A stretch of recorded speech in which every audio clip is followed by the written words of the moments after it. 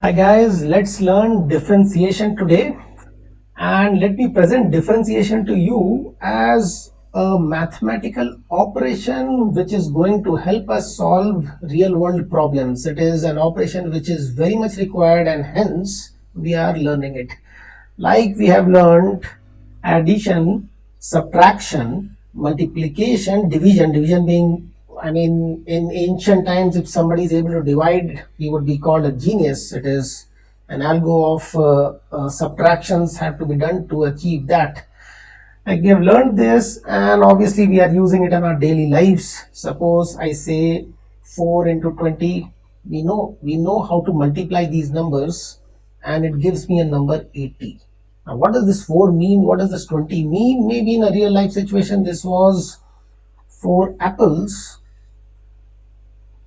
20 is the cost of each apple, and hence 80 is the cost of all of them.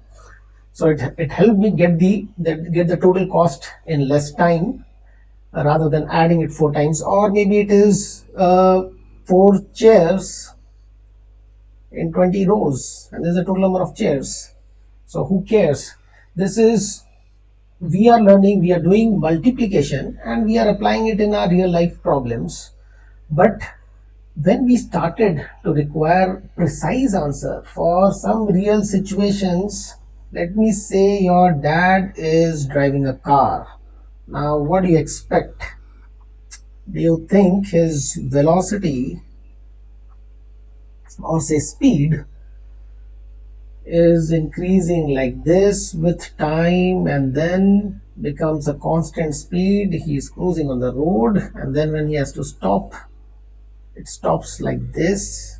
The velocity comes to zero like this, where your vertical axis is your velocity and the horizontal axis is your time. You can challenge your dad, and nobody can drive like this. What would be actually happening in the real world would be something like this. You are accelerating, and you achieved a somewhat constant velocity. You're trying to maintain that constant velocity, and then you brake and you decelerate and you stop. So you're going to get a curve like that, and not those straight lines. So if I'm having those straight lines, and if I ask you what is the total distance traveled, or what has been the acceleration, I think you have done in class 9. You'll get the distance by getting the area under the curve. You'll get the acceleration by getting the slope of this, and the slope of this, thankfully for us, same all the time. But unfortunately, this is a situation tailor made for you to solve the question in class 9, class 10. In real life, this won't be the case. The slope will be varying like that. So the slope is varying. What does it tell you? The acceleration is varying.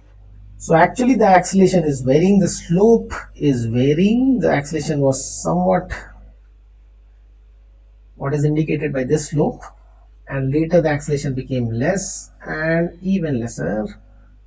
So maybe decelerating, maybe accelerating a bit, maybe not accelerating or decelerating. That is how it is going. Your speed is, or your velocity is not constant actually in real life. So if I want to get the area under the curve, which is going to represent the total displacement, then again it is not going to be an easy job. So the power of calculus helps us to get that slope precisely, to get that area precisely, and getting those slopes and areas is what is your differentiation or your integration. So believe me, for any real life problem, you'll be actually required to do this higher math of differentiating, of integrating. So let's learn it, so that we are solving a problem of, say, an apple falling from a certain height with the correct precision, and taking the consideration of air resistance and everything, and not making it a tailor-made problem as if gravity was constant and there was no air resistance. So we can't make a real life problem suit us. A real life problem will be a real life problem, and it requires a precise solution. Let me present another situation to you. It's totally hypothetical, and try to engage you a bit over here. Suppose this is a round pool, and there is a dog. The dog is over here. The dog wants to reach here, diametrically opposite side, and the dog can swim. the speed of swimming is, velocity swimming is say 3 meters per second, and the dog can run at a velocity of, the running speed is say 6 meters per second. Now what will be his worst choice of going across? Like what is the worst timing he can do? Does he swim straight and reaches over here, or he runs all along and reaches over here?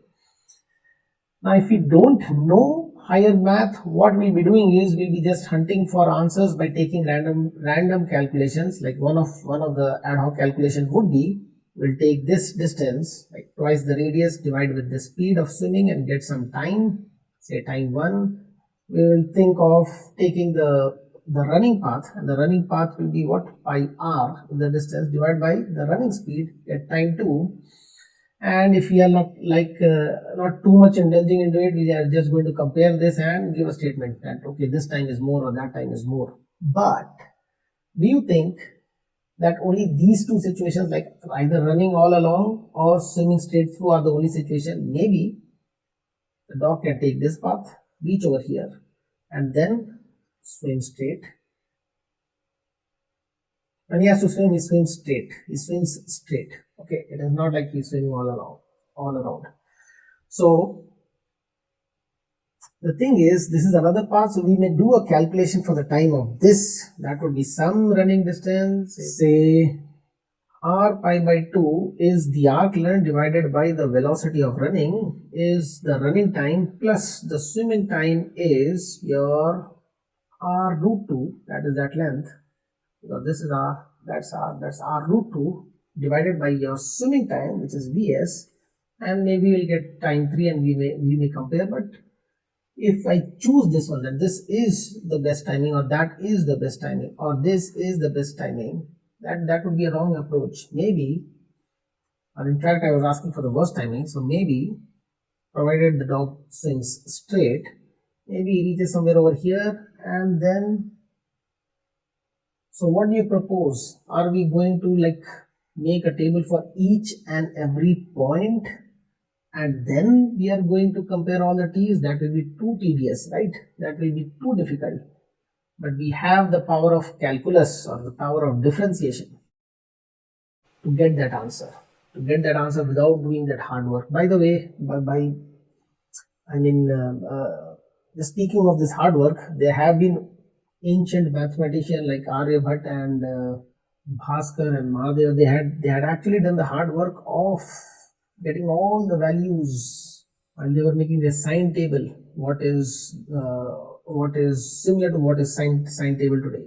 So they had done the hard work of getting the difference and all those things they had done, and that has become the genesis of what is calculus today. So you may read about that a bit, but I will not indulge into that history talk right now, and we are straight away going to learn what is differentiation. So I've just spoken a bit so that you understand that it is quite important to know how to differentiate to actually solve a worthwhile problem, as easy as driving a car, as easy as apple falling down with air resistance. Any real life problem will actually require calculus. And like multiplication was a series of addition, like division was a certain algo of subtraction, your calculus is also based on the previous math. So we are going to do that math today to understand what is differentiation. So we'll concentrate on the math part, and we'll believe that those numbers or those operations what we are doing, we would be able to apply in our physics and chemistry problems. So this video is essentially to help you solve all the calculus related problems what comes in physics and chemistry. So what is differentiation? Differentiation is the process of finding the derivative of a function with respect to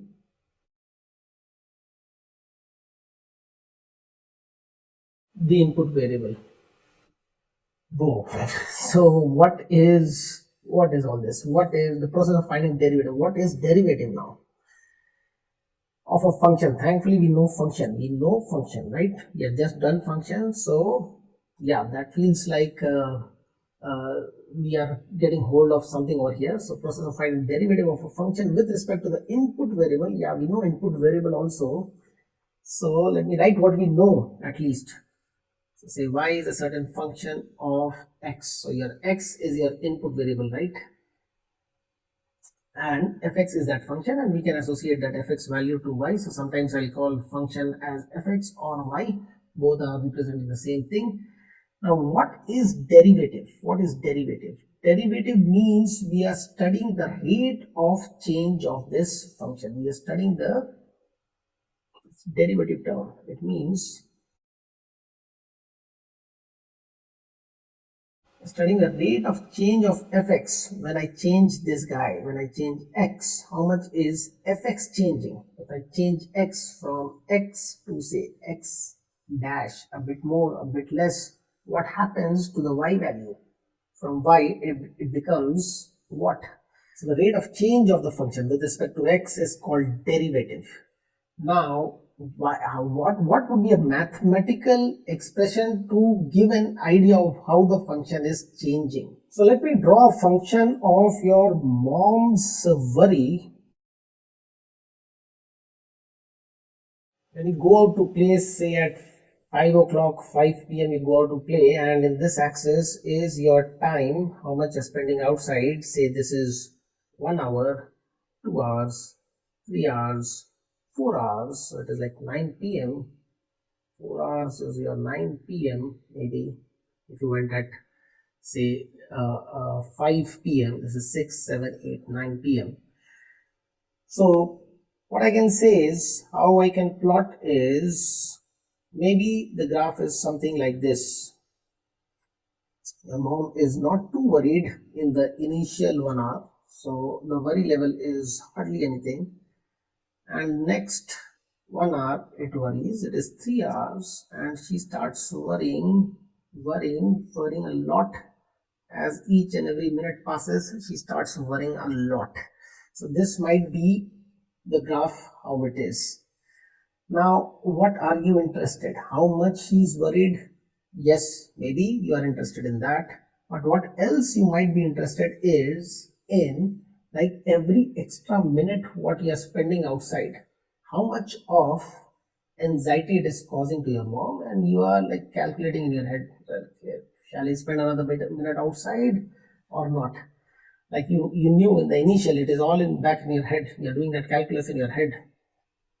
Initial 1 hour, you know that okay, I'm spending 1 more hour or 30 more minutes, and it is not going to matter so much. When it is 3 hours outside, you are like telling your friend, I should be going. Like they are just telling, you know that you are not going to go, and you start thinking in terms of I should be going, because you know that another 10 minutes you spend, your mom's worry is going to increase by so much. The next 10 minutes you spend, or so, next 20, this is almost like a 20-minute horizontal line. So 20 minutes you spend, and the worry is going to be more than the previous 20 minutes, and the next 20 minutes you spend, it is going to be even more.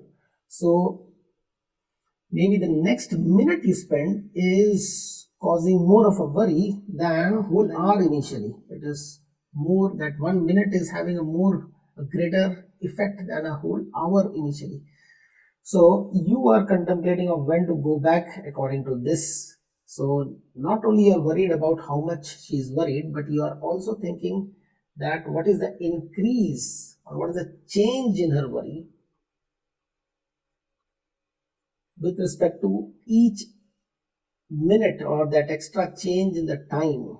So you are doing this calculation in your head. So if this value comes as a large value, it is alarming for you, right? It came, this part came quite small over here. You had a big denominator, the time was a big number, 1 hour, that's 60 minutes. And this, whatever is the unit of worrying, say war. So that was quite a less number, say 10. But later on, you are getting, say, this part over here. It seems to be like only 5 minutes. 5 minutes, and on top you have got how much of a worry increase? That is like almost 3 times of 30 war and 5 minutes. This gives you 6 and this gives you 1 by 6. So that's a great rate at which the worrying of your mom is increasing, right? And you're wanting to know that, you're wanting to calculate, and hence you are going to take your actions like that. So a scientist doesn't have this problem, but they have similar kind of problem. Okay, they may have greater impact on the world. Let me just carry forward this argument to touch upon a certain point which might not be required in today's class, but since the graph is there and you might be able to relate.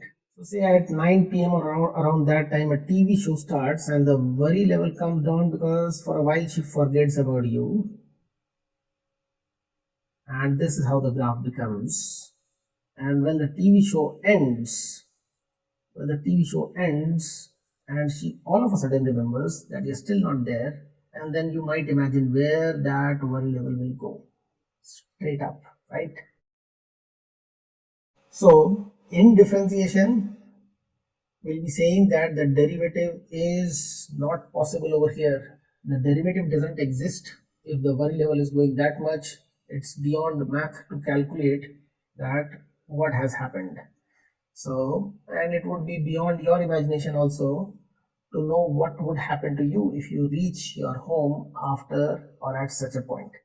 So anyways, the rate of change of this function value with respect to the input value is what is derivative. And let me draw a very simple function to see how can we get an expression for that mathematically. So suppose the function was a pretty simple function. Say it is a straight line y is equal to 2x plus 1 maybe. Okay, so that straight line will look somewhat like this, where this is your 1, this is your minus half. That's your straight line, that's your function. Fx is equal to 2x plus 1. Now if I want you to study the rate of change of fx with respect to change of x, what are you studying? You're basically studying the slope of this function. And I hope you remember what was slope. What was slope? Or if you haven't done earlier, then can you figure out how to get the slope of this graph? How to get the slope of this line? So slope is going to tell you the steepness of this line. So one of the way is like knowing the angle and saying that okay, it is so much angle steep, but the angle, telling in terms of angle doesn't help me much beyond say 90 degree. If it is 100 degree, I can't say it is 100 degree steep. It is actually, if I draw a 100 degree line, it is actually going down. So the slope is, so we can't tell in terms of just angles. So we use a certain ratio to tell you the steepness. If I go delta x forward, so mind you are in higher class, so you'll be using these fancy denotations like delta, which means a change, delta, and it is going to give you a feel that you are in a higher class. So if you are studying the change in x, it will be called delta x. And if x has changed by say delta x, then how much has y changed by? So this is say delta y. So here let me just take it as it looks like half again. So if I go half forward, I am going to reach at a vertical height of 2 into half plus 1, which is 2. So your y will be 2, your delta x will be half, and this ratio, so delta y is the change in the height. And how much is the change in height? That is 2 minus 1, which is equal to a 1. And delta x is how much? It is equal to a half. And this ratio of delta y by delta x is going to give me a pretty good idea of how y is changing with respect to x. What does it give me over here? It gives me 1 by half, which is a 2. Now I know that it is also the slope of the graph. The slope of this curve is not changing whether I'm here or there. So I could have been more adventurous and gone, instead of half forward, I could have gone a full 1 forward. reaching x equal to 1. And what would my y value be? I put that 1 in this and I get my y value as a 3. Now what is my delta y now? What is this blue wala delta y? That's a 3 minus 1.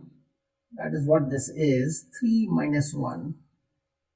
And what's your delta x now? It's a 1 minus 0, right? That's a 1 minus 0.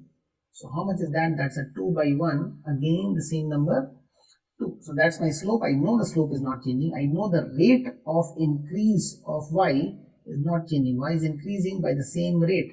I take a big span of delta x or I take a small span of delta x and do the ratio. It's going to be same. It's going to be same and it is going to be equal to tan of this angle, right? Tan of this angle, tan theta, right? Tan theta is what? Tan theta is nothing but that delta y, what we are talking about, divided by delta x, right? So whether I take a small triangle, say this triangle over here, or I take a big triangle, my tan theta value is not going to change. So theta was not a good indication of the slope. Tan theta is a good indication of the slope. Higher the theta value, more will be the tan theta, steeper will be the slope. It is going to give me an idea of steepness. So understanding the derivative or getting the differentiation is going to give me how steep a curve is. If the curve was flat, I'll say the differentiation is 0. I'll say the derivative of that function is 0. If the curve was going down, I'll say that the slope is negative or the rate of change is negative. You have the input variable has progressed forward, but the output variable has gone down from this value to this value. So the output has gone down. So that would be a negative value, right? So tan theta, tan of the angle, you have done trigonometry, I guess, and you know that tan of this negative angle is going to give you, this angle is below the x-axis, so it is negative, so it is going to give you a negative slope, or you could have studied the angle like this, so much positive angle, but tan of that angle, tan of this angle is going to give you a negative answer. So what I'm seeing over here is the rate of change of y is same as the slope of the curve, and the slope of the curve is quite easy to get. That is your delta y by delta x. That is how high the y rises with respect to x. I've got a photo over here just to show you quite a steep slope. That's Matterhorn in Switzerland, and one of the most difficult peaks to climb. But then the height is not much. The height is around, I guess, around this much. The height is, it is half the height of Mount Everest, but quite difficult to climb. And then we have Hemkund Sahib. The height is slightly more than that, and people can easily walk to it because the slope is not drastic. The slope is not that steep. The slope is easy, so you can trek. Why? Because it is a vast range and you can create path which is having a low slope. So the height is not the question over here. Per unit forward, how much high the hill is rising is the question over here. So if that is not much, you can do it. So people like pilgrims, even old age people, they are able to go to Hemkund Sahib. All pilgrims are going, but you would require a pro climber to actually make this climb, go to the summit of this. You can see, like if I tell you over here that you're standing in some spot over here, that is you standing. Now climb from here is more difficult, or a climb from there is more difficult. This is less slope, right? This is high slope. High slope, it is quite steep, right? So what is the actual height of the mountain doesn't matter. For you to proceed a little forward, how much up you have to go is becoming the main issue for that climber, right? So when he's here, he's relaxed. He knows that, okay, to go, I go so much forward and I'll have to go only this much up. And this also maybe he's able to make. This also he'll struggle a bit and make. But then you can see from here onwards, like to go so much forward, he has to climb so much, and that is his issue, not at what height he is at. His immediate issue is at that instance, how much up he has to go per unit forward, right? Like over here, it's a kind of impossible thing. Like asking him to climb a wall of say 10 meters. So 10 meters is not that great. You are going on Himalayas, which is thousands and thousands of feet above the ground level, thousands of meters above the ground level. So 10 meters is not so great, but can you make a climb of vertical 10-meter wall? Can you climb this vertical wall? No, you can't, right? Because this is an impossible kind of, it is like you have not even gone forward and goes up. So in terms of derivative, it will mean that the derivative doesn't exist. Okay, so anyways, that is maths terminologies. Let us get back to the problem of what we were doing. So we are finding the rate of change of fx. And what is the rate of change of fx? What we are saying is the slope of the graph. So if you are studying the slope of the graph, the rate is same as studying the slope of the graph. And what is the slope of the graph? That is the tan of the angle what the graph is making with the horizontal. So let us take something which is varying in angle all the time. So let us plot a graph which is not a straight line and come to the real world, right? So we are talking of real world questions. So maybe a graph is going like this. What is this? Is it worry versus time or pressure versus volume? That will be a question of science. When we come to that science or physics or chemistry question, we'll be seeing what it is. Let us just analyze the whole thing mathematically right now. And don't worry about what the 4 was, what the 20 was. 4 into 20 is 80. That operation, we will get it right. Once we get the operation right, we will apply it in science. So let's do the math part over here. And to an extent, what is just required, because differentiation in itself is going to come in one of the math chapters and in quite detail. So if I want you to study the slope, can you see that the slope is varying all the time in this graph? The slope is not constant. What is the slope over here? It is dipping down, so some negative slope. It is dipping down here also, but not so negative as earlier. It has flattened out, so it is zero slope. I don't care the whole value is negative or the whole value is positive, I don't care. Now here the slope is positive. The value itself is negative, I don't care. The slope is positive. It is even steeper slope, and then the slope becomes less, or we can say the rate of increase of function becomes lesser, becomes 0, and the rate of increase has become in fact negative, so it's a decrease over here. So slope is becoming negative. This is your negative slope, this is negative, this is high negative, this is 0 slope, this is positive slope, this is high positive slope, again positive, then lower positive, even lower positive, 0 slope, and then you come to a negative slope. I hope you are getting an idea how the slope varies. If I want you to get the slope, say at this instance, what is the slope? How would you say? Let me just draw 3 different lines, and you will say that this slope over here at this point is same as the slope of this line,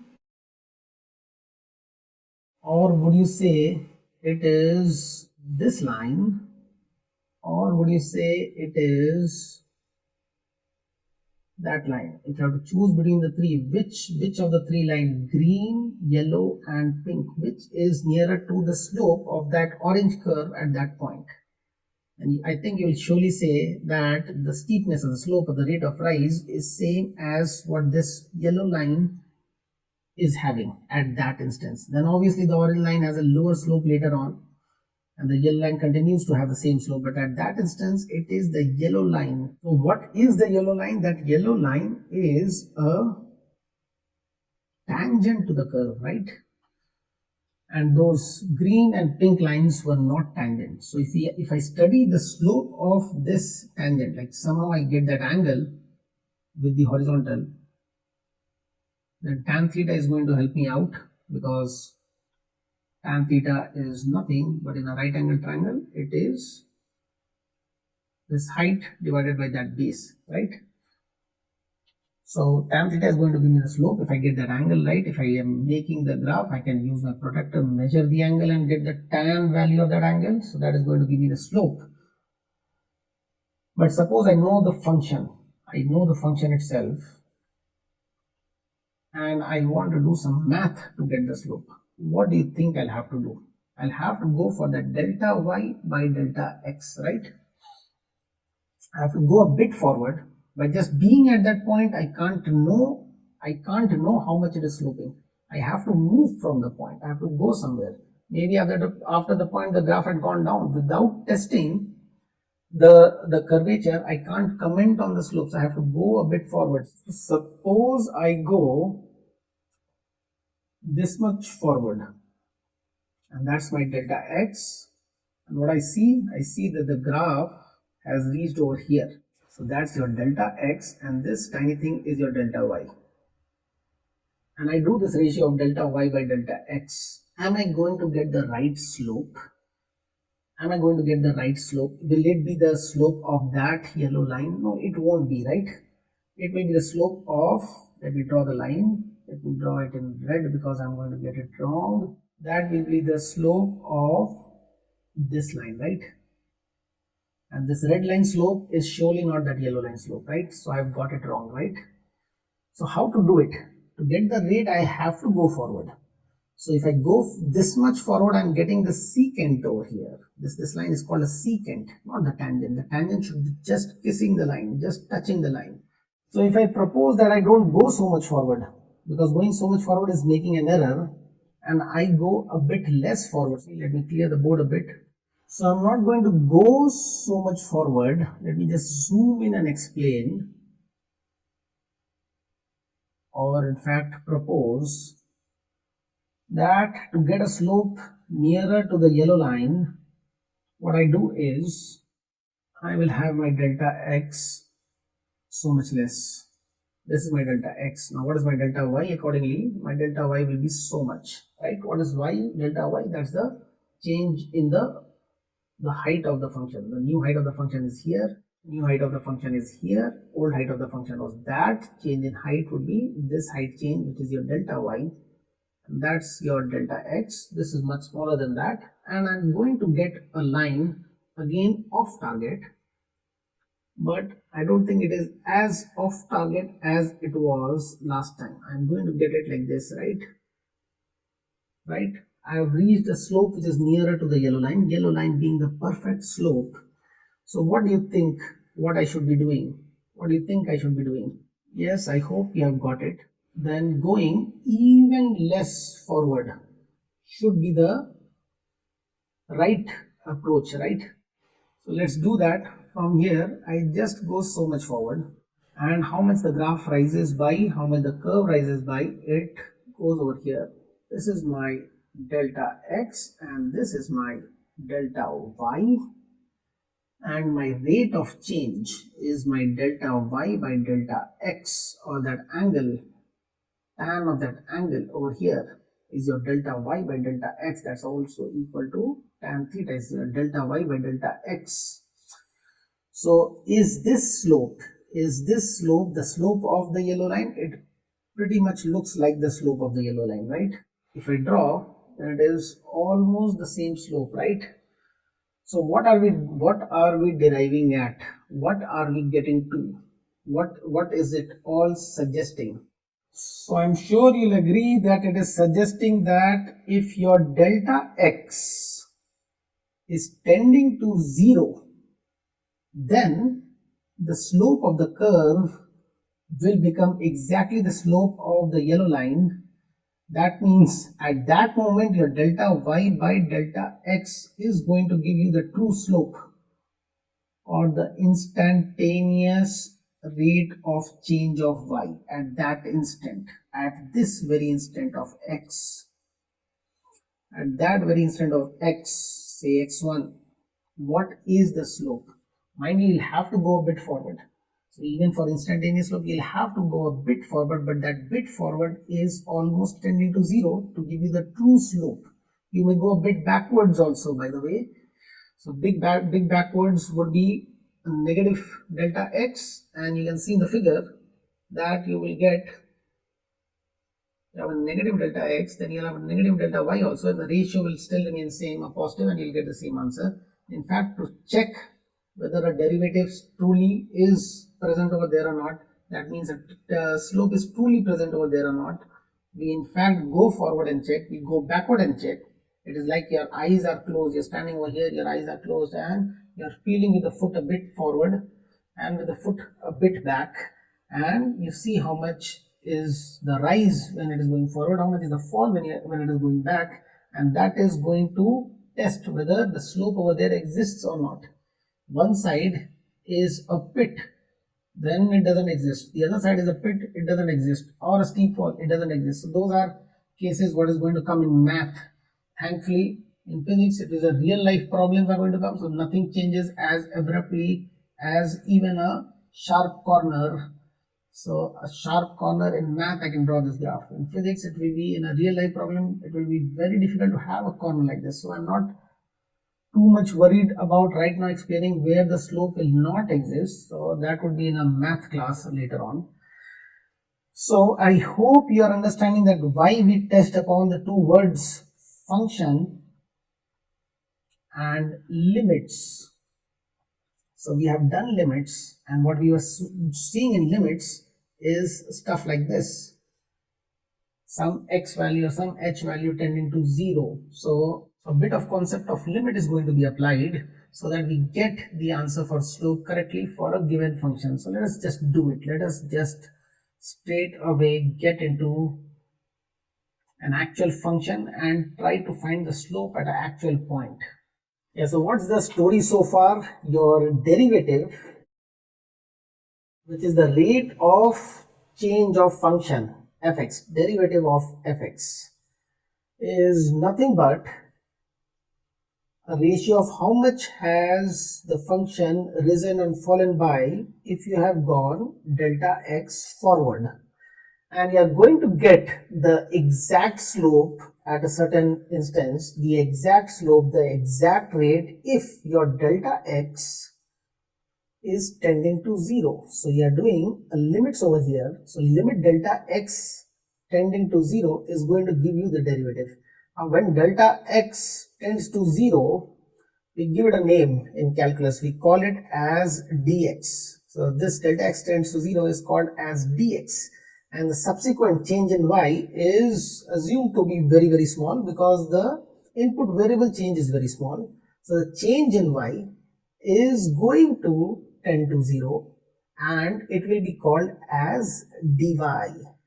So this limit delta y by delta x, where delta x tends to 0, many a times I'll be just writing it as dy by dx. So that's your operation, that's the differentiation. Dy by dx is what we are going to do. Mind you, we are not controlling the y.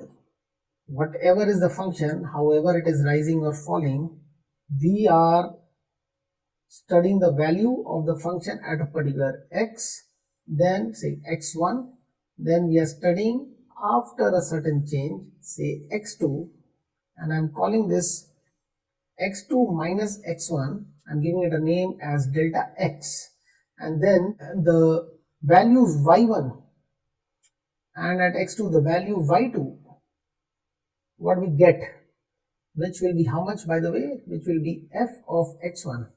I'll put in the x1 value in the function will process it and give out an output, that is the y2. I'll put in x2 and I'll get another y2, and this height change is your delta y. So delta y is not a proposed number from my side. This one is a proposed number, and the proposal to get an accurate slope is a very, very small number. Not a 0.01, not a 0.001, not a point thousands of zeros and one, billions of zeros and one, but smaller than whatever you can imagine. And if you're going to use a supercomputer, then the smallest what the computer can handle. What human can imagine is smaller than what computer can handle, by the way. But that is again a talk for some other day. Let's just find the derivative of a very simple function. We have already done a straight line. Let us not take a straight line, and I'll take a quadratic, one of the simplest quadratic equation. That is y is equal to x square. So when you plot it, it will be like this. When x is 1, y is going to be 1. When x is 2, then your y is going to be 4. And same is the case when x is a minus 2. Then again the y is 4, minus 2 square and minus 1 square. So the curve looks like this. Now if I ask you what is the slope, it is not a genuine question, it's not a right question at all, because the slope is changing. The slope over here is 0, the slope over here is some positive slope, and the slope is increasing, the steepness is increasing, right? And here this side the slope is negative, right? The slope is not same at all. So to make the question more valid, let me ask you, what is slope at x equal to 1? So what you have to compute is slope at x equal to 1, and I want you to do it with the concept what has been taught. And what is the concept? You'll go to that point when x is 1, go to that point.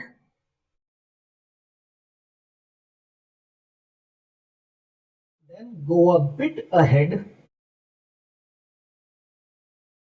How much is that bit? The smaller you take, the better it is for you to get a more precise answer. I may propose to take it as say 0.001, or you can go even smaller. Then what comes next? Get the change in height, get the change in y value. So you have to get that delta y. And what will be the slope? Your slope will be that delta y by delta x. It will be exactly the slope if you would go a forward amount which is tending to 0. So just do it, take some numbers, and I want a real answer. I want a numerical answer. How much is the slope? The slope looks like what? It doesn't look like a 45 degree. A 45 degree, tan 45 is 1. So it looks like more than 1. I don't know how much it is. Please get it for me. So I hope you got some answer. So I've asked you to begin at x equal to 1, right? For x equal to 1, let me call it as x1. What was the height? y1, how much was the height? So I'll put in the function and see. So when I put x as 1, so 1 square, height is 1, right? And that's my height, right?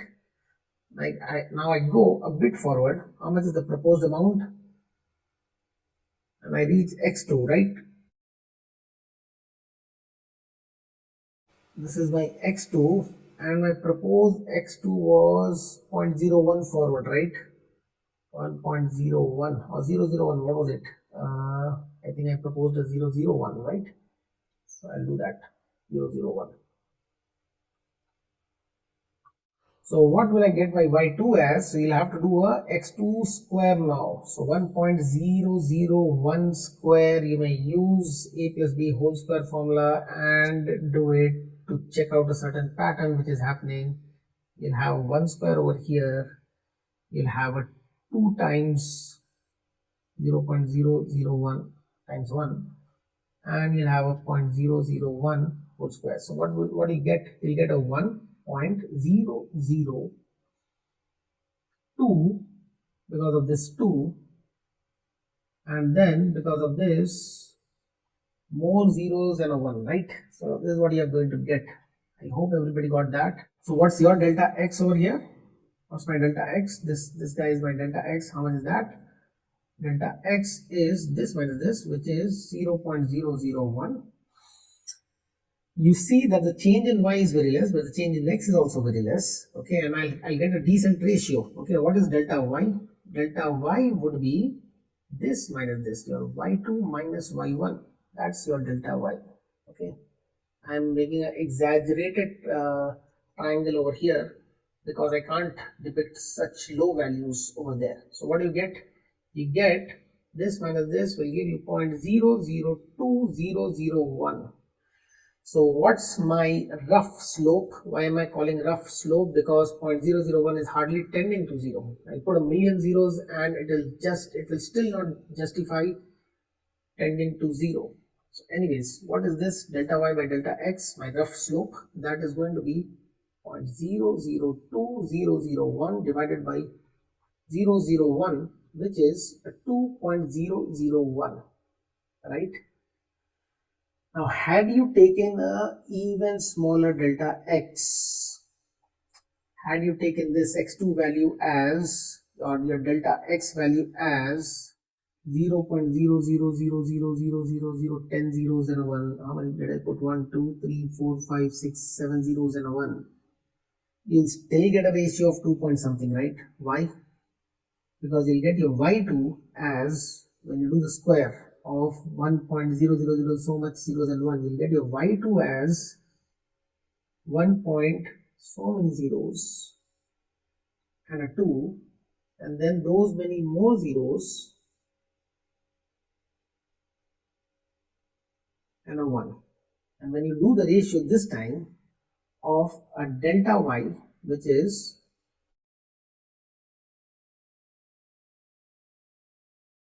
when you do the ratio of delta y to delta x, again you are going to land up with a decent number, because delta y is very small, delta x is very small, but the ratio is not. How much is the ratio? You are getting a ratio of 2.00070 zeros and a 1.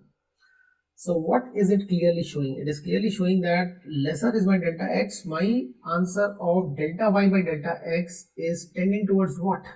It is tending towards, it is approaching 2, right? It is tending towards 2. So my limiting value, if I use the concept of limits, my limiting value must be 2, right? And in fact, you have to, if you have to truly check, then the true check is, by the way, the true check is, as I said, you feel the ground both ways, back also, forward also. So if I go back a bit, meaning to say x toe is say 0.99, suppose it is 0.99, right? Then what am I going to get my y2 as? Y2 will be 0.99 square, right? So can you do a quick calculation for that? Again, I would say make use of this as 1 minus 0.01,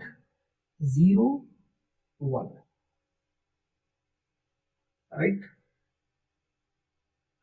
And you have to do a 0.99 square to get your y2. So you are doing this square. So what do you get? You get a 1 square. You get a minus 2 into 0.01, and you get a plus 0.01 square, right?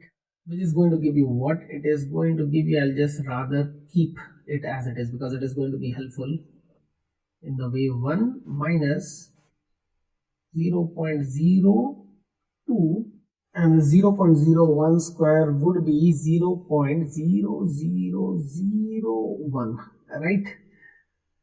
So what is my delta y now? What's my delta y? What's my delta x, by the way? How much is my delta x? Delta x is x1. How much I went forwards? I in fact went backwards, so it is going to give me a negative value. And how much is that? It is minus 0.01, right? Add 0.01 on 0.99 and you get a 1. What is my delta y value? Delta y would be y2 minus y1. So I just kept that one so that I have an easy subtraction. I get a minus, what remains is so much, right? Minus 0.02 and a plus 0.0001, right? And if I ask you what is my delta y by delta x, which is the rough slope. Why rough slope? Because it's a very gross delta x, very, very high value for a delta x to give me an exact slope. So my rough slope is this guy, delta y, this guy divided by that. So what do I get? The first part divided gives me, sorry, I just missed a minus over here. That's a minus over there. It gives me 2. It gives me a plus 2, by the way. Now this minus gets cancelled with that minus, and the remaining part gives me minus of 0. There are 2 zeros cancelled, and I'll get a 0.01, right? So if I had gone forward a 0.01, I was getting my delta y by delta x as a plus 2 plus 0.01. If I was going forward, if my delta x was a plus 0.01, I was getting this value. If I'm going back, I'm getting that value. So it is quite evident if I make my delta x say 0.0001, if you are interested how many zeros, 6 zeros and a 1, then your delta y by delta x would be a 2 plus this kind of small quantity. So I can write a delta x itself over here. And if my delta x was negative so much, if my delta x is minus, I'm going backwards, again 6 zeros and a 1, then to my delta y by delta x is coming as a positive 2 itself, but a bit less. How much less? This delta x amount less. So I have to write a plus over here because there's a minus already over there. So I'll just write the whole value so as to give you the effect. So what can I say must be the exact slope at 1. If I'm going backwards, the slope is 2 minus a minuscule amount. If I'm going forward, it is 2 plus a minuscule amount. And if that minuscule amount of that delta x is infinitesimally small, if it is actually tending to 0, then my answer is tending to 2, and the slope at that point must be equal to 2. It must be an exact 2, right? Because little ahead you go and is little more than 2, little back you go and is little less than 2. So an extrapolation is that it must be 2, right? So that's the concept of limit over here. Now if I ask you to calculate the slope, by the way, I hope you notice that the slope over here is in fact more than 1 because it is more than your 45 degrees and looks like 2. So it is a 2 in fact. If I ask you what's the slope over here at x is equal to 2, you have to do the whole process again, right? You'll have to do the whole process again. And what is that process? You'll have to take the x as 2 and then you have to go a bit ahead. So x dash as 2.0001, then you have to square both. You'll have to get the y value and you have to get the y dash value by squaring this. That will be 4, that will be 4 point something something something, okay, and then you'll have to get the ratio of delta y by delta x. So every time I ask you to calculate the slope at a certain point, you'll have to do the process, you'll have to do a certain process. So can we reduce our pain of doing the process all the time and formulate something? Yeah, we might.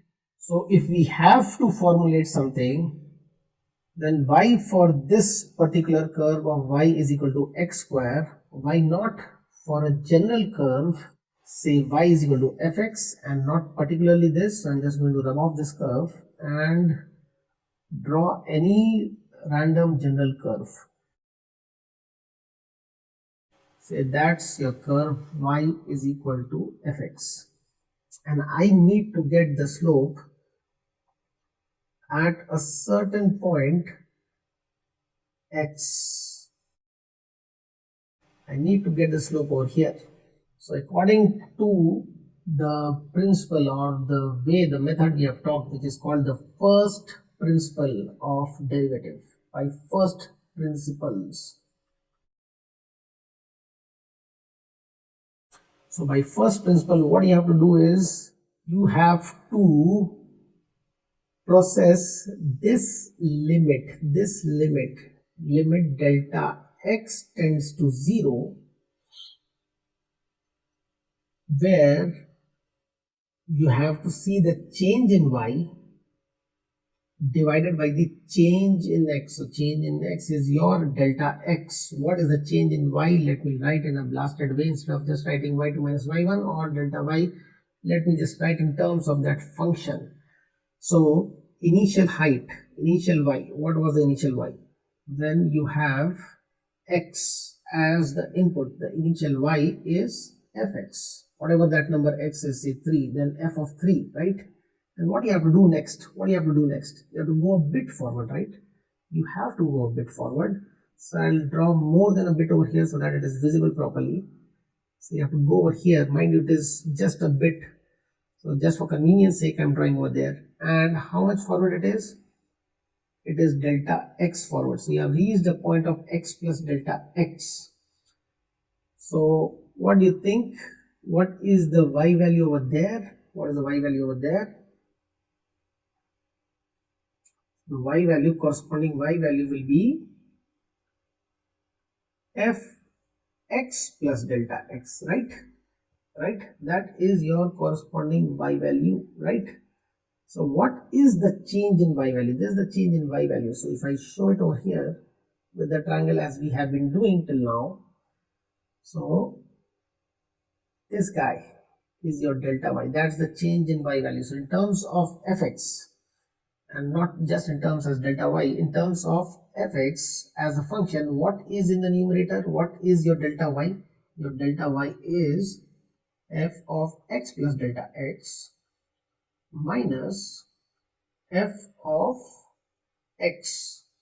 Fx is the lower height, x plus delta x in this particular question is the greater height, because we are going to get a positive slope. If the slope was negative, then x plus delta x, f of x plus delta x would have been the lower height, divided by this guy, divided by how much you went forward. You went delta x forward, and delta x is a limit tending to 0. So this is where the limit concept comes in. It kicks in, right?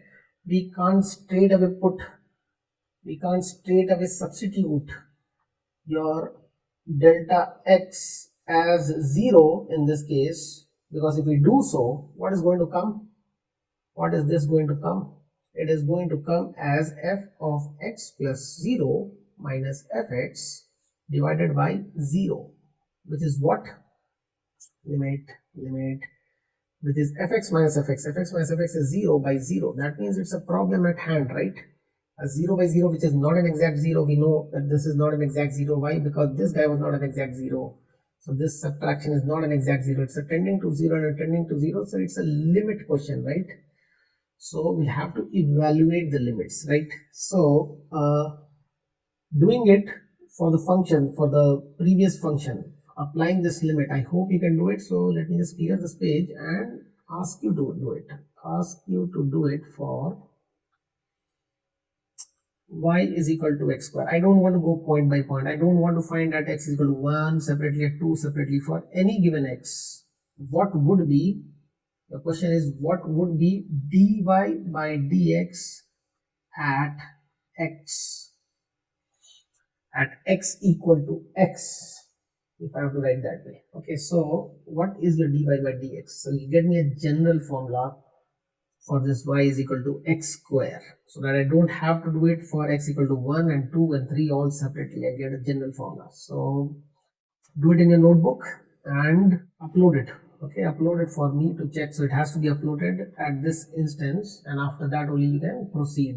So I'm not even looking at the graph. Let me just proceed with how it has to be done. Y dy by dx would be limit. I'm just processing the first principle. I'm just doing it by first principle. So what is the first principle? It is f of x plus delta x minus fx divided by delta x, and you know why, right? You know why we are writing this. Okay, so how much will this give? Limit delta x tends to 0, unless until I have done away with the limit, done away with the problem of 0 by 0. I'll have to carry on the limit format. So what is the function this time? The function is given as y is equal to x square. So how much will be f of x plus delta x? X plus delta x whole square, right? Minus fx will be x square, right? Divided by delta x. Can we do a quick substitution of this delta x as 0 and get done with the limit? No, we can't. Why we can't do that? Because if I do that again, I'll end up with a 0 by 0 form. So I have to cancel the factor which is making either the denominator or the numerator 0. So I'll have to further proceed with the question, right? I have to work it out. So if I open it up, what do I get? I get a x square, I get a 2x and delta x, I get a delta x square, and I get a minus x. I have a minus x square in fact. divided by delta x. So what was making the numerator almost becoming 0? It was the fact that this square and that square will be almost matching, but they are not exactly matching. This guy is now out of the bracket, and you will subtract it off with this, and what remains, so the big guys, the big numbers got subtracted off. Bottom is as such small. Delta x tends to 0, your big numbers got subtracted off, and what you have is 2x delta x plus delta x square divided by delta x. We have delta x common on top and bottom. We have something to cancel. We know this is not a 0, this is something which is near to 0, so we are allowed to cancel. We are allowed because it is not 0, and if it is not 0, it is allowed to cancel.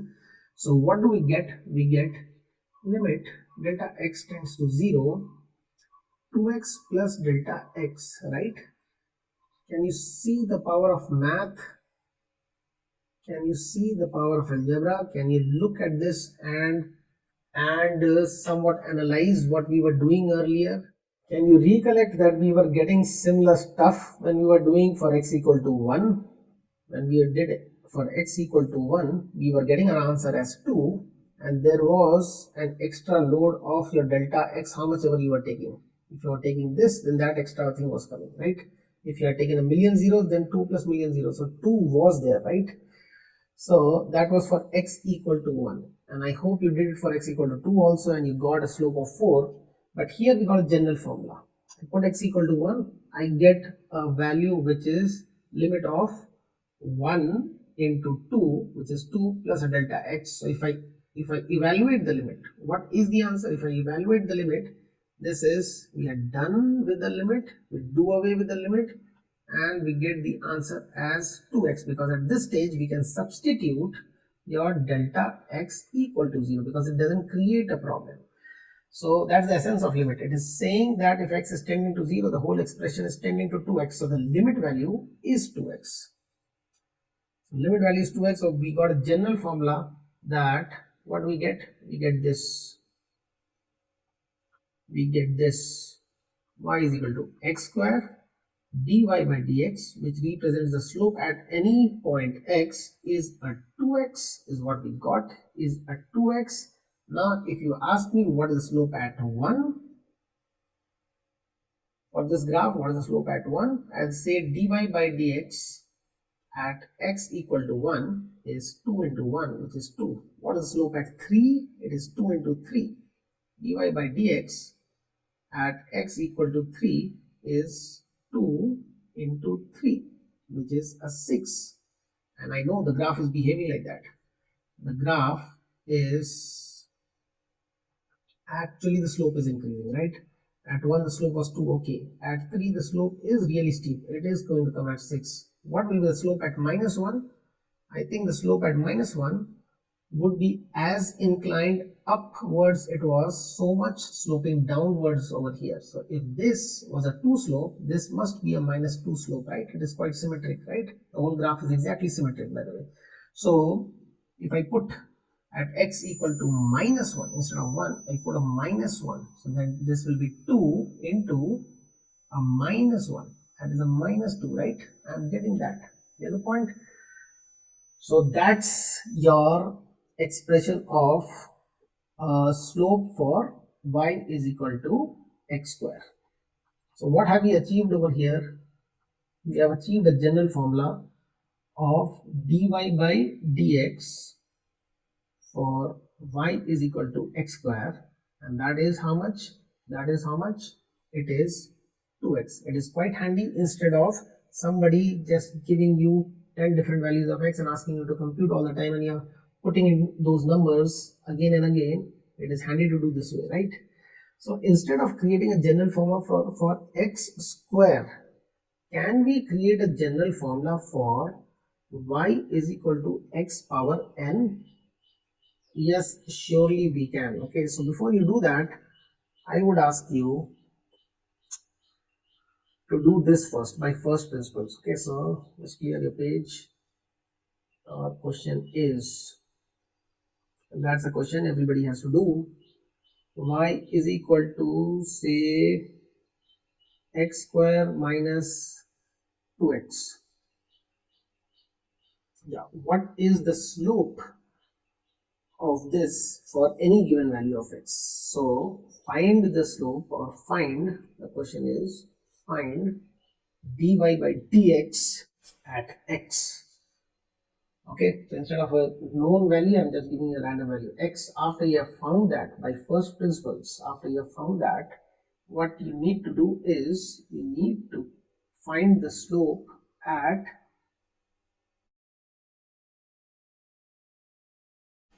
x equal to say 1. Yeah, so let's do it. Okay, dy by dx for any value of x, it would be limit. Blindly I'll use the first principles, right? What is that? The f of x plus delta x, where this guy is your fx, right? Minus fx divided by delta x. What would that be? Limit x tend to 0. F of x was x square minus 2x. F of x plus delta x, I hope you have become punter in this. X plus delta x, instead of x you write x plus delta x whole square minus 2 times, instead of x again you write x plus delta x. So that's your this thing, the first one, f of x plus delta x minus fx. What is fx? Your x square minus 2x is your fx, right? Whole thing divided by delta x. So I know that at this stage, if I substitute delta x is equal to 0, you'll get a 0 by 0, no use. You'll have to evaluate, you'll have to do the hard work of cancelling the stuff which is creating that problem. So let's do that. If we open this, we'll get an x square from here or not. That x square gets cancelled with this x square, so I'm not even writing this. And this plus 2x, this minus 2x and a minus of that cancels out with this 2x over here. So the big guys cancel out, okay? You have the big guys were x square and 2x, now both of them cancel out and the smaller ones remain. So what remains? What are the small guys out of this bracket? It is a 2x delta x. In fact, in physics, if you have done the concept of errors, you are doing similar stuff, like what error to keep and what becomes a even higher degree or smaller degree error. So you get a delta x square. Delta x square eventually becomes very less compared to this value. Okay, that comes out of this bracket. Your x square has got cancelled with this. From this bracket, what will come? This is cancelled out. So you have a minus 2 delta x, only this part. Okay, so the small ones remain. You have a delta x on top, so everything, all those delta x is making it 0 or tending to 0. You divide by a delta x. So now your delta x can be thankfully cancelled and you will relax a bit.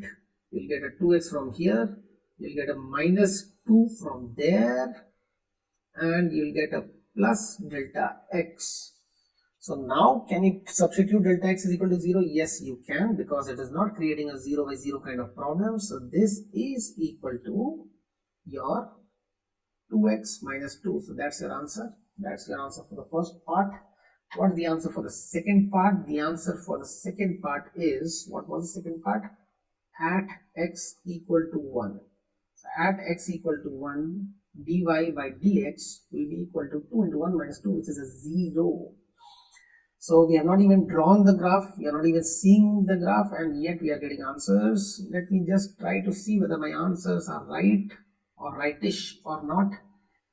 Can I analyze a bit and check? So say this is my axis. How will this graph look like? 1 of the root is 0, right? What is the other one? What is the other one? So x into x minus 2. So the other is 2. So it is a quadratic graph. We have been doing a lot of quadratic graph in your class 10. So this graph looks like this. Okay. Cutting at 0 and cutting at 2. So what did I ask? It looks like at 1. In fact, it is a symmetric graph. So let me just, instead of saying that it looks like, let me be more sure of it, that at 1, it is going to be at the lowest point, the dipping point, and the slope at this is surely 0. 0 slope. You go beyond 1, you get a positive slope. wherever, 1.5 over wherever. You go less than 1, like a negative number or plus 0.5, x is plus 0.5, you get a negative slope. Is that happening? Check out, is that happening? If you put a x more than 1, say 1.5, it's a positive slope for sure, right? You get a 3 minus 2. And if you put a 0.5 over here, you'll get a 1 minus 2, which is a minus 1. So it is symmetric also. So you're seeing that this is in fact the right answer of the curve given to you. And at x equal to 1, the slope is 0. So this is your first principle. This is solving the question by first principles. So as I said, that instead of going for a specific curve, can I go for a general one? Try to do this now. Try to write at least what the dy by dx limit will look like. Pause, take your time and write. So what is it? Limit delta x tends to 0. If you put the function with x, f of x plus delta x, that is going to come as x plus delta x power n minus fx, which is your x power n, divided by delta x, right? Right? And we have been seeing, like in fact, you can do for x cube, okay? You do it for x cube yourself and see what comes, okay? So you'll see that x, when it's a cube, you have an x cube coming out of this bracket and cancels with the x cube over here. When it is power 4, then power 4 will come out and cancel with that. So the first term is going to get cancelled, right? We have an idea of what the second term looks like in a x plus delta x, or let me write a general equation, a plus b whole power.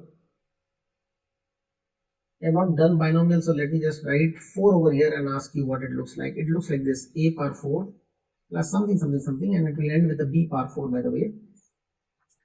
And the first term over here will be 4, a power gets down by 1 and b power increases by 1, right? It increases by 1. What is the next term? What is the next term? I don't care about the coefficient, but the a power will decrease further and b power will increase further. And the next term, again I don't care about the coefficient, but a power will even decrease and b power will even increase further. And the last one will be b power 4 without any coefficient over here. If you analyze the symmetry, because b could have been written first and a next. So if this is 1, this is 1. If this is 4, this must be 4. Okay. So the only mystery remains over here, and we might not even require it. If we require, then I very well know that you know what it is, but I'm putting it as a dash because I don't require it. Okay. So have you noticed that if it was a plus b square, then a square is there, the first term is 2ab, this 2, the same as the number over there. If you have a plus b whole cube, a cube is there, then what comes? This number 3 comes, 3 a square b, right? So why are we getting that 3? Let me just give you a slight insight on that. Okay, not required, but simply a plus b, a plus b, a plus b. So if I have to get a square b, if I have to get a square b, then what I have to do is I have to take 2 a's from the brackets and 1 b. So if I choose to take a from here and b from there, I'll get a square b. In which other ways I can get a square b? So I've chosen a b from this, right? I could have chosen a b from here, right? I could have chosen a b from there. When I'm choosing a b from here, I have chosen a a's from the other one. So I have 3 ways of choosing the b, right? So that 3 ways are going to come, right? So that is true for all this. If I have to get a cube b, then I have 4 ways of choosing the b's from those 4 brackets. I get a 4 over here. So I hope I am making a point over here and you are getting the hint that if I open up this bracket, what is going to happen is I get a x power n, and then I'll get n times. So I get n times your x power reduces by 1, so x power n minus 1, and your delta x starts figuring in the delta x. So what would be the next term? Next term would be something something. So I'll write that something something as a dash. Okay, something something. Or since we are writing in mathematical format, so I'll call it as, say, some constant c2.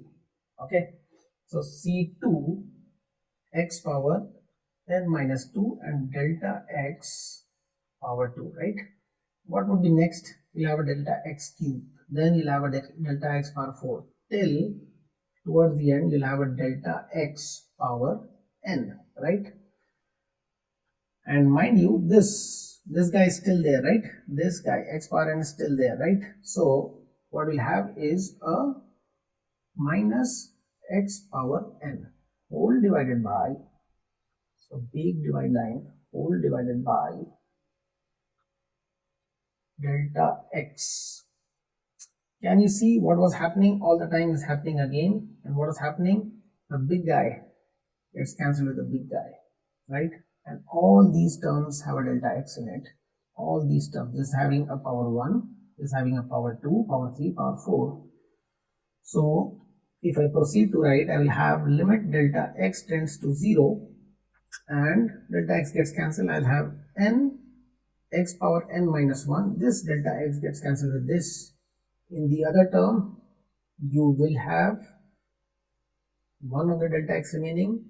In the next term, you'll have something something and more delta x remaining. Delta x square will remain because you'll have a delta x cube over here and one of them cancels. So in the last term, you'll have a delta x power n minus 1 remaining. This is having no delta x. This is free of delta x. Okay, this term is free of delta x, right? So now at this stage, can I put delta x is equal to 0? Yes, I can. If I do that, this becomes 0, this becomes 0, this, all of that becomes 0 except for n x power n minus 1, right?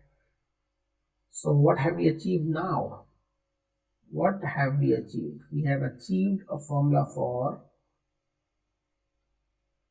x power n, right? We have achieved that formula.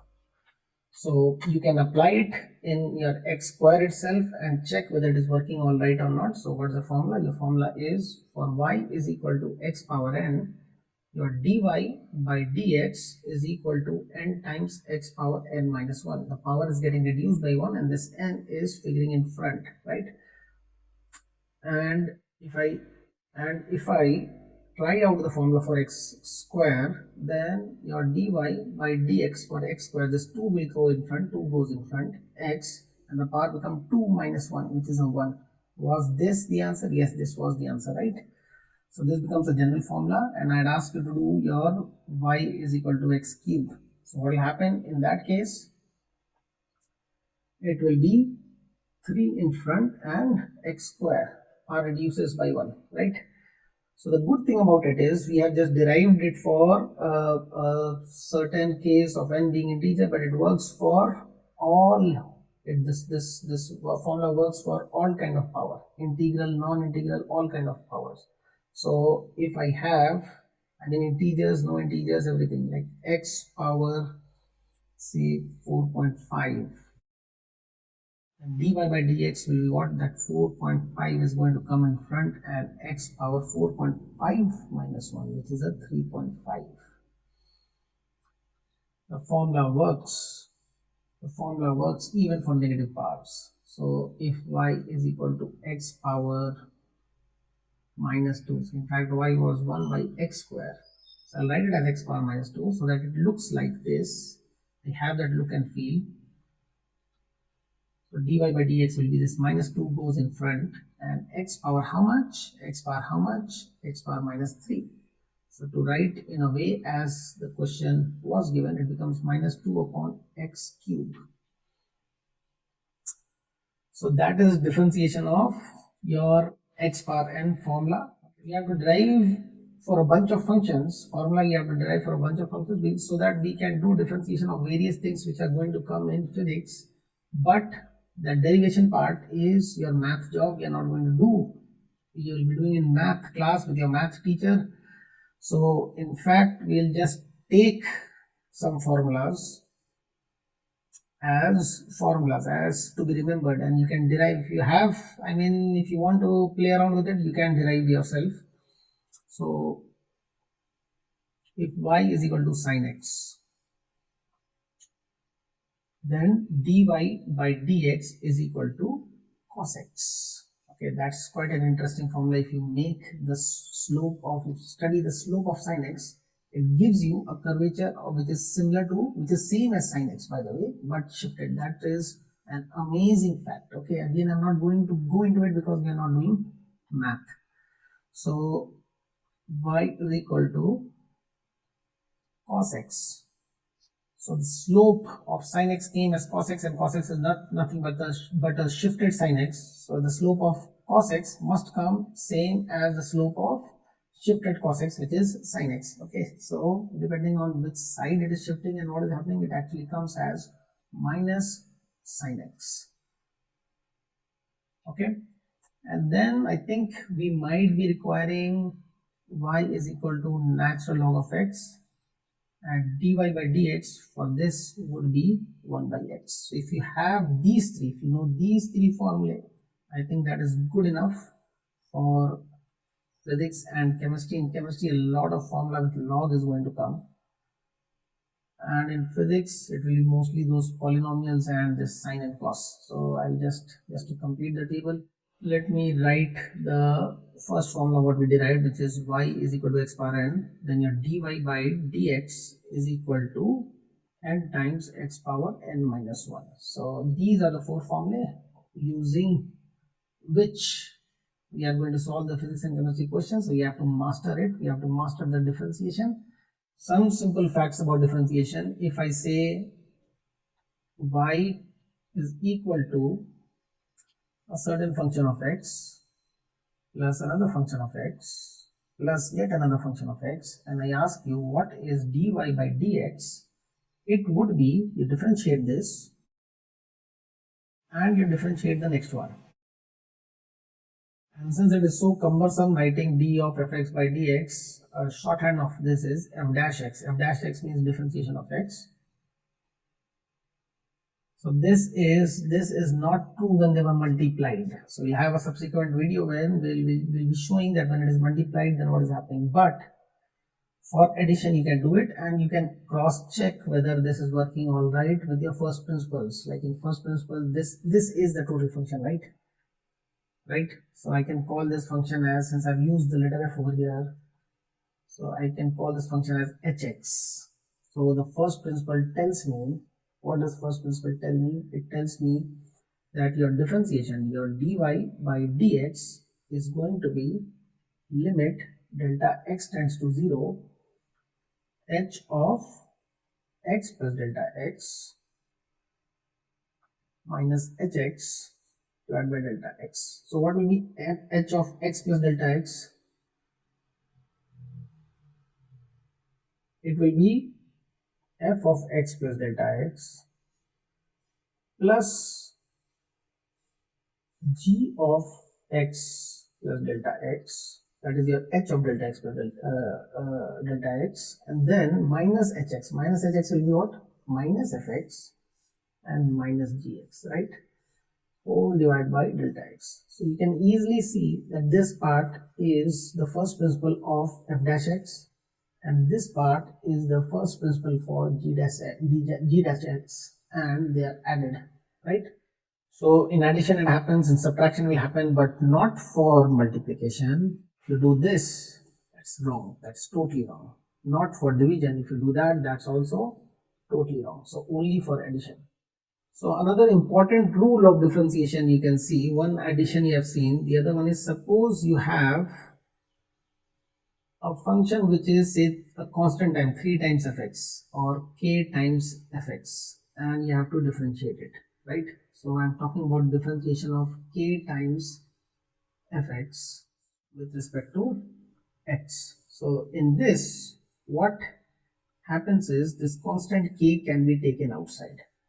So this k can be taken outside, and the differentiation becomes d of fx by dx. So in fact, your dy by dx will be what? K is outside and you have to differentiate this, only this part. So in product rule, when I said that two functions are there, when both are not constant, you can't simply do a k times differentiation of that. You can't. But if k is a constant, only if it is a constant, then this will just remain outside and you'll have f dash x. I hope it is clear. And again, you can verify it by first principles. When you do that, f of x plus delta x, then if this is your function, then the k will figure over there, minus k of fx. We'll call the whole function as gx or hx or something and write. So your k will figure here, k will figure here. So k you can take common. If you can take the k common, then what remains is f of x minus delta x, sorry, x plus delta x minus fx divided by delta x, and this is nothing but the derivative of fx. So we are in fact doing the derivative of fx, getting f dash x, and the constant goes outside. So just to clear this concept, do this question over here. Y is equal to 4 sine x plus 3x squared, suppose. Okay, so what is your dy by dx? So take your time, get it. So how do I look at it? It is an addition. So it is d of 4 of sine x divided by dx, or with respect to dx, plus d of 3x square differentiated with respect to x. So 4 being a constant, 4 goes outside, and here 3 being a constant, 3 goes outside. Now this is within the scope of the formulae what we had written earlier. So this answer will be 4, and d of sine x is cos x. Derivative of sine x is cos x, right? And derivative of x square is 2 goes in front, multiplies with the 3, becomes a 6, and the power goes down by 1, and x power 1. So this is your answer, right? I hope you got that answer. So as constants can go outside, then obviously if required I can put in the constant also if anywhere. So be on the lookout, later on we'll be doing that. Can you tell me what is the differentiation of y is equal to x cube plus x square minus x plus 3? This would be interesting. What you do about it? Let's see. Yeah, so I hope you have done it.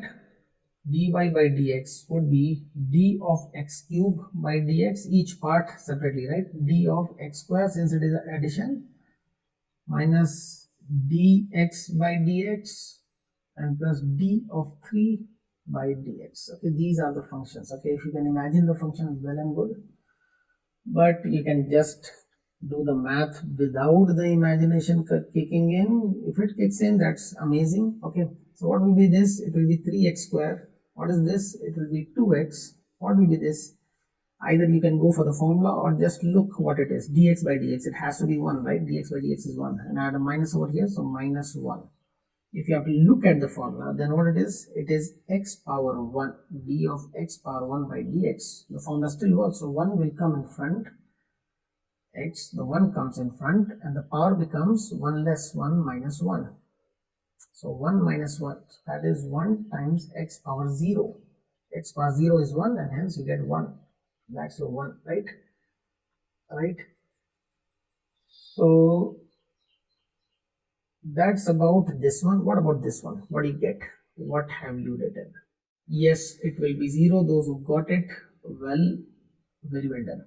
So many ways of telling why it will be 0, but I would rather tell you to get the function in your head, right? What was this function? This is y is equal to 3, right? Y equal to 3, what does it mean? It means it's a flat line like this. At 3, it's a flat line, only this part, right?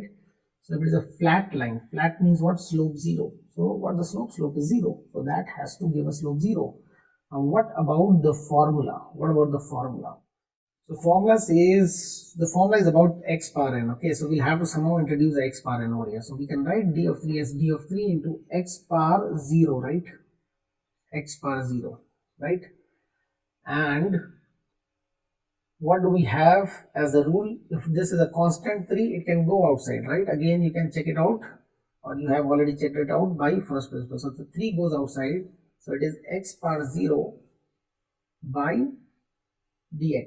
Now if I apply the formula, just for the sake of it, I mean, this is rubbish work. Why? Because it's a constant function and constant has 0 slope. Anyways, 0 goes in front, 3 is already there, so write that 3, 0 goes in front, 0 goes in front, and the power of x goes down by 1. So this is the answer, and if it is a multiplication by 1, then it becomes 0, so you don't have to do so much, but still, just to show you that the formula is still working. So guys, whatever we have done today, it may look a bit overwhelming because a lot of information, but mind you, it is going to become a run of the mill kind of thing. I mean, every other question will require this, and you'll be in so much of habit of doing a differentiation that it is not going to be a big problem. It is just that it is new, so it might be becoming a little problematic. Just put on this photo to give you a sense that you have, in fact, if you have gone through the video, you are progressing to climb this rather difficult mountain to climb, and the whole of calculus, if you have done properly, you are on the summit of this peak. So we have started our journey, and hopefully we'll scale this Matterhorn. So best wishes with it. Try to do the video again, look at the video again if you have any doubt, but do master it. And the good news is that you'll have whatever is being taught in this video in a short while. You'll have a full-fledged class of the same thing in math, which much details, more indulging into the curves, showing you the finer points. And this video has been done so that you have enough knowledge to differentiate properly, such that we can do the questions which will come in physics and chemistry. Thank you very much.